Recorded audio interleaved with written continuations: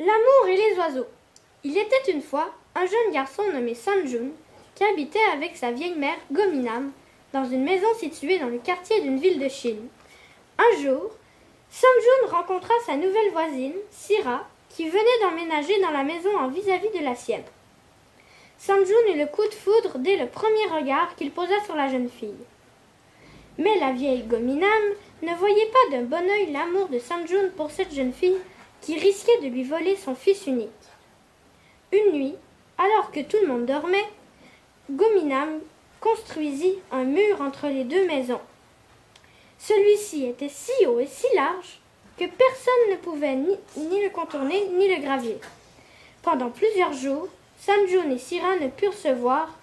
Ils étaient tristes. Mais la jeune Sira, qui possédait des pouvoirs magiques, fit appel à des oiseaux capables de supporter le poids d'un homme. C'est ainsi que chaque jour, Sanjun s'envolait tous les soirs, rejoindre Sira dès que sa mère était endormie. Quelques années plus tard, Gominam mourut. Les deux amoureux firent détruire la muraille qui les séparait et vécurent ensemble jusqu'à la fin des temps. Retour vers le futur. Après 5 ans de recherche, George, un scientifique milliardaire, réussit à fabriquer une machine à voyager dans le temps. Soucieux du bon usage de sa fortune, il décide de se téléporter dans le futur pour voir comment ses descendants se comportent. Il arrive en 2050, à Paris, où vit son arrière-petit-fils, Arthur. Il découvre ainsi que ce dernier n'a aucun savoir-faire et qu'il est très dépensier. George rencontre également Jennifer, une jeune fille, qui est souvent avec Arthur et qui semble raisonnable. Il comprend vite que les deux jeunes gens se portent un amour sincère mais n'osent pas se l'avouer. George y voit une belle histoire et pense que Jennifer peut avoir une bonne influence. Un certain savoir-faire pour améliorer le comportement d'Arthur. Ainsi, il organise secrètement leur rencontre, un dîner romantique en vis-à-vis à la Tour Eiffel. Il envoie une lettre à la jeune fille en utilisant le cachet d'Arthur, et vice-versa. Le rendez-vous est un succès, c'est le coup de foudre. George, satisfait, rentre chez lui en 2013. Un colis bien mystérieux. Il était une fois un garçon nommé Julien qui travaillait dans une entreprise qui fabriquait des vêtements. Julien était un designer de mode. Il possédait un savoir-faire unique. Dans un atelier, il confectionnait des vêtements qui se vendaient ensuite dans les grands magasins. Un jour, alors qu'il travaillait, il entendit quelqu'un frapper à la porte de son atelier. C'était son patron, qui voulait qu'il aille chercher un colis de livraison dans la salle B211, située au 2e étage. Julien monta donc au 2e étage et frappa à la porte. « Qui est là ?»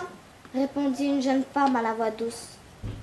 Elle ouvrit la porte et lui donna le colis. Julien vit que la jeune fille travaillait dans le même genre d'atelier que lui. Ils échangèrent sur leur savoir-faire et se découvrirent beaucoup de goûts en commun. Julien ne put s'empêcher de revoir la jeune fille, qui se nommait Anna. Plus tard, Julien et Anna demandèrent la permission à leur patron de travailler dans le même atelier que celui d'Anna. Son patron accepta, ce qui permit à Anna et à Julien de partager leur travail et finalement toute leur vie.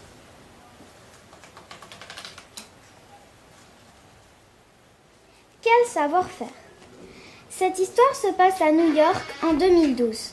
C'est la fin de la journée, Catherine rentre seule, chez elle, lorsqu'elle entend du bruit derrière elle. Elle se retourne et se retrouve en vis-à-vis avec 3 garçons. Ils sont agressifs et la menacent. Mais tout à coup, un jeune homme sorti de nulle part surgit et fait fuir le groupe de garçons. Catherine, encore sous le choc, s'approche du jeune homme pour le remercier de l'avoir protégée. Face à face, les mots ne sortent pas. C'est le coup de foudre. David, le jeune homme, se présente et lui propose de la raccompagner jusque devant chez elle. Avant de partir, il lui laisse son numéro de téléphone. Le lendemain, Catherine compose le numéro de celui qui lui a sauvé la vie et à qui elle pense sans arrêt. Ils décident de se voir, de passer la journée ensemble dans les rues new-yorkaises. David arrive les mains chargées d'un bouquet de fleurs et d'un cadeau. Quel savoir-faire! Le secret de l'atelier. Il était une fois, au XVIIe siècle, deux familles qui travaillaient ensemble dans un atelier. Ces deux familles étaient très unies et rien n'aurait pu les séparer. Mais voilà qu'un jour, ils reçurent une lettre de cachette du roi leur ordonnant de fermer l'atelier. C'est ainsi que les deux familles furent forcées de se séparer. Quelques années plus tard, un enfant naquit dans chacune des familles, Océane et Olivier. Ces deux enfants grandissaient, chacun de leur côté, quand à mon jour, Océane, âgée de 20 ans, alla au parc pour cueillir un bouquet de fleurs.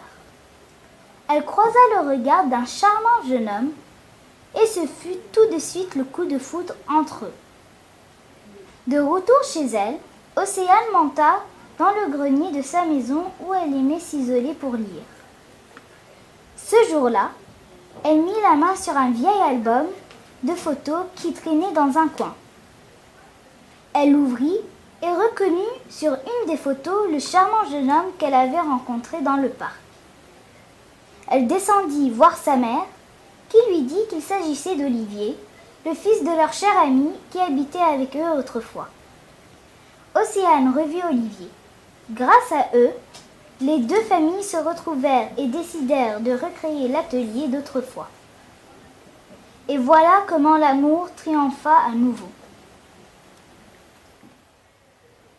La rencontre. Enrico a 12 ans. Cet été, sa famille a déménagé. Une nouvelle vie commence pour le garçon. Une nouvelle maison, de nouveaux copains, une nouvelle école. Au bout de quelques semaines, alors qu'il se sent plus à l'aise, Enrico tombe nez à nez en vis-à-vis avec Jenny. C'est le coup de foudre. Mais comment déclarer à 12 ans son amour à la fille la plus populaire de l'école? Il profite de la semaine de la Saint-Valentin pour lui écrire plusieurs messages marqués de son cachet et décide de lui offrir un bouquet de fleurs. C'est le bon moment. Ils sont seuls. Mais alors qu'il s'approche d'elle pour lui offrir les fleurs, Enrico trébuche. Jenny l'aide à se relever. Enrico est tout rouge. Il s'excuse, cherche à fuir, mais Jenny le retient. Elle l'embrasse sur la joue, le remercie et lui promet de répondre à ses messages. Enrico est soulagé et heureux. Voilà comment Enrico a rencontré Jenny. Opération séduction. Rosie est une étudiante de 19 ans. Depuis qu'elle est à l'université, elle vit auprès de sa grand-mère qu'elle adore. C'est une petite femme unique en son genre. Elles s'entendent bien et sont très complices. Mais Rosie se fait du souci pour sa grand-mère. Que deviendra-t-elle lorsque sa petite fille prendra son indépendance? Rosie n'a plus qu'une idée en tête, lui faire rencontrer quelqu'un. Elle se confie à John, son meilleur ami, qui lui annonce que son grand-père, un ancien marin, vit seul également. Ensemble, ils forment une belle équipe et décident d'organiser leur rencontre. Et c'est ainsi que Marjorie et André se retrouvèrent en vis-à-vis sur la plage. Ce fut aussitôt le coup de foudre. Bercés par les bruits de la mer, ils se racontèrent leur vie tout en marchant, en dansant. Depuis ce jour, Marjorie et André ne se quittent plus et envisageraient même de se marier. Rosie et John sont ravis, et voilà une histoire qui finit bien. Lettre surprise. Il était une fois une équipe de trapézistes composée de deux personnes très solidaires, Jean et Jeanne. Ils avaient un savoir-faire unique au monde. Jeanne faisait 7 tours dans les airs et Jean en faisait 8. Bien qu'ils avaient peu d'argent et de matériel, ils organisaient des ateliers de cirque pour amuser les enfants. Un jour, ils reçurent une lettre provenant du roi. Jean voulut l'ouvrir, mais Jeanne lui dit « Ce n'est pas la peine, regarde, c'est une lettre de cachet, ce qui veut dire qu'il faut démonter le chapiteau et arrêter les activités pour les enfants. » C'est avec beaucoup de tristesse que les deux amis renoncèrent à leurs activités et s'en allèrent sur les routes. Mais alors qu'ils allaient traverser la frontière, ils rencontrèrent le roi qui leur dit « Mes amis, on m'a raconté les belles activités que vous faites avec les enfants. Pourquoi voulez-vous quitter mon royaume ? La lettre que je vous ai envoyée contenait 10 000 écus pour vous aider à payer vos dettes et acheter du nouveau matériel. » C'est ainsi que l'équipe de trapézistes put reconstruire un nouveau cirque plus grand et plus beau pour accueillir encore plus d'enfants. Le Roméo. Juliette entre dans un endroit mystérieux, chargé de pots de peinture, de pinceaux, de toiles. C'est l'atelier d'un artiste. Il semble à l'abandon. Elle ne voit personne, à part quelques araignées. Elle se met à épousseter quelques tableaux, quand soudain, c'est le coup de foudre. Elle découvre le Roméo.